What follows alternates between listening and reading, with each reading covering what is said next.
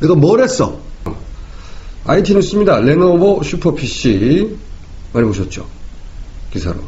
이게 뭔가 하면 검색을 하면 구글 같은 데서 광고를 연결해 주는 겁니다. 작동 방식은 맨 인 더 미들이라고 사실 일종의 해킹이죠. 네. 인터넷 트래픽을 중간에서 가로채는 겁니다. 몰래. 그런데 이걸 사실 백신 프로그램에서는 바이러스로 분류하는 거거든요. 이걸 제조사가 소비자 동의 없이 노트북 처음 만들 때부터 깔아뒀다는 거죠. 언론에서는 피터 혼이라는 전문가가 지난달에 처음 발견했다고 보도가 됐는데 이게 사실이 아닙니다. 제가 선관위 납품된 레노바 문제 제기할 때 이미 발견된 겁니다. 작년. 네. 그때는 주제가 달라서 얘기를 안 했지만 이거 깔아주고 레노바가 그 회사로부터 받은 돈의 액수가 25만 불. 3억 원이 안 됩니다. 3억 원이. 겨우 3억 원도 안 되는 돈을 이걸 한 거예요. 근데 만약 더 큰 이익이 걸려있다. 더한 짓은 못할 거라고 단정할 이유를 저는 아직 모르겠습니다. 네, 레노바. 그래서 한마디 합니다. 내가 뭘 했어? 내가 뭘 했어? 예, 오늘도 이어지는 JTBC 기자의 단독 보도입니다. 국정원이 감청 프로그램을 최초 구매하고 대상자를 늘린 시점이 2012년 총선과 대선 직전이었다고 어제와 그제 전해드린 바가 있습니다. 모두 이명박 정부에서 있었던 일이었습니다. 그런데 박근혜 정부의 국정원 역시 감청 프로그램을 이용했던 것으로 나타났습니다. 작년에 지방선거 기간에 국정원이 새로운 방식의 감청 프로그램을 도입해서 이용한 것으로 보이는 내용이 JTBC 취재 결과 확인됐습니다. 즉 이것은 지난 며칠 동안 보도해드렸던 감청 프로그램과는 또 다른 감청 프로그램입니다. 김태영 기자의 단독 보도입니다. 지난해 3월 이탈리아 보안업체가 나나테크에 보낸 이메일입니다.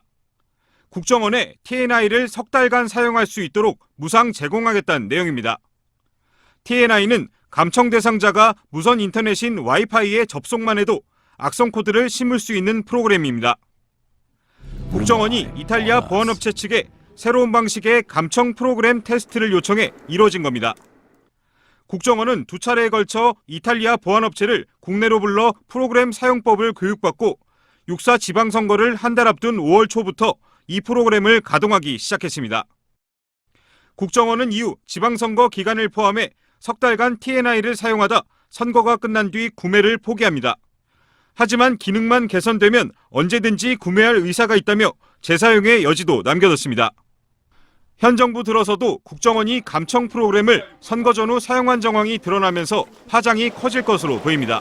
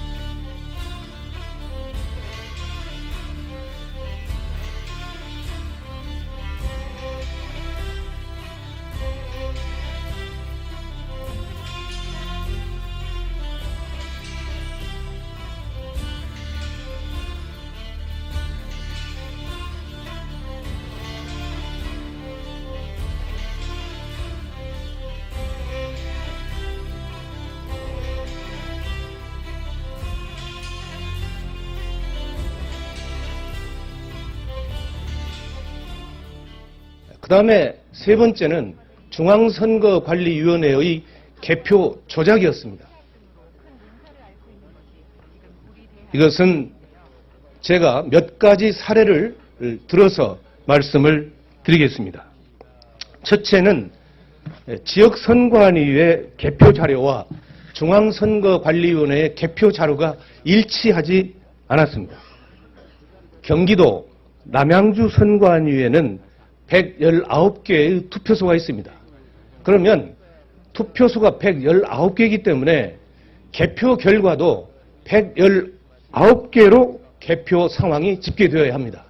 그러나 남양주 선거관위원회는 119개의 집계표가 있는 반면에 중앙선거관리위원회는 97개의 집계표밖에 없습니다.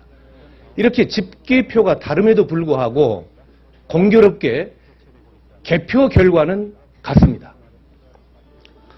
다음 두 번째 사례입니다. 개표 결과를 사전에 입력한 사실이 확인됐습니다. 서울시 송파구 선거관리위원회는 선거일 하루 전인 2012년 12월 18일 오후 1시 11분에 개표 결과를 서버에 입력한 사실이 확인됐습니다. 그 자료는 2012년 12월 19일 다음 날 개표한 결과와 일치합니다. 어떻게 투표 하루 전날 입력한 개표 결과가 선거 당일날 투표 결과와 일치할 수 있는 것인지 이것은 도무지 납득할 수 없는 상황입니다. 세 번째 사례입니다. 개표소에서 지역선거관리위원장이 개표 선언을 하기도 전에 전국에 방송되는 선거방송에서는 개표 결과가 국민에게 방송됐습니다. 서울시 영등포구 대림삼동 제7투표구 개표 상황을 보면 영등포구 선거관리위원장이 개표 결과를 공표한 시각이 12월 20일 0시 16분이었습니다. 그런데 중앙선거관리위원회가 언론사에 제공한 개표 결과의 제공 시각이 12월 19일 22시 35분이었습니다.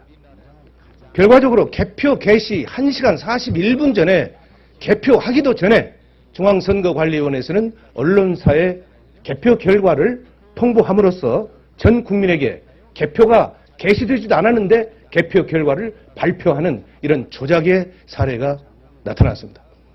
바로 이런 사례가 지난해 9월 18일 날 제가 주관한 국회 토론회에서 김후영 목사는 전국의 252개 선거구에서 13,542개의 투표소가 있는데 이 개표소의 60% 이상이 이와 같이 개표 선언이 되기 전에 개표 결과가 방송되는 사례를 집계해서 그 결과를 국내에 발표한 사실이 있습니다. 바로 이것이 결국은 선거안위에서의 개표 조작이다. 이렇게 주장하고 있는 것입니다. 이와 같이 투표는 국민이 했는데 개표는 국가의 공권력에 의해서 참담하게 이룬되었고 국민의 의사와는 무관하게 국민을 속이고 특정 세력이 장기 집권 또는 영구 집권을 해체하는 수단으로 악용될 것이기 때문에 바로 저는 지난해 9월 달에 투표소에서 수개표하는 길만이 이런 부정을 막을 수 있는 근본적인 제도적 장치가 될 수 있다. 이렇게 봐서 국회에서 토론을 거쳐가지고 여기에서 모아지는 의견들을 집약해서 2014년 12월 30일 공직선거법 개정안을 공동 발의하기에 이르렀습니다. 중앙선거관리위원회에서요. 지난 18대 대선 개표 결과 전국 252개 개표소 중 93개 개표소에서 개표에 오류가 있다 이렇게 발표한 바가 있습니다. 이것은 중앙선거관리위원회에서 그동안 줄기차게 우리들이 주장한 내용들에 대한 개표 조작에 대한 일정 부분을 시인한 것이다. 저는 이렇게 판단을 하고 있습니다. 지난 12월 30일 날 공직선거법 개정안을 대표 발의했는데 그 이후에 나타나는 아주 회귀망측한 일이 하나 있었는데 이것을 말씀드리겠습니다. 어느 집단에서 의도적으로 그리고 계획적으로 이 투표소에서 수개표하는 법안에 대해서 반대 의견을 내놓았습니다. 이것은 국회 홈페이지 입법 예고 시스템에서 투표소에서 수개표하자라고 하는 법안을 국민에게 공지를 했는데 무려 2, 3일 만에 9,653건의 아주 집단적이고 동시적으로 반대 댓글을 올렸습니다. 이것은 국회 역사상 전무후무한 일입니다. 바로 이런 하나의 일련의 사태를 보면 개표 조작을 주도했던 세력이나 또는 그와 함께하는 장기 집권 세력들이 이런 일들을 하지 않았나 이런 생각을 갖습니다. 저는 국회 행정안전위원회에서 조속히 공직선거법 개정안을 심사해서 반드시 2016년 4월 13일에 개최되는 20대 총선부터는 투표소에서 수개표가 실현될 수 있도록 그래서 이 땅의 개표 조작과 개표 부정이 완전히 추방되기를 기원합니다. 투표로 반영된 민의를 권력자들이 조작해서 정권을 찬탈하는 일이 다시는 반복되지 않기를 소망합니다.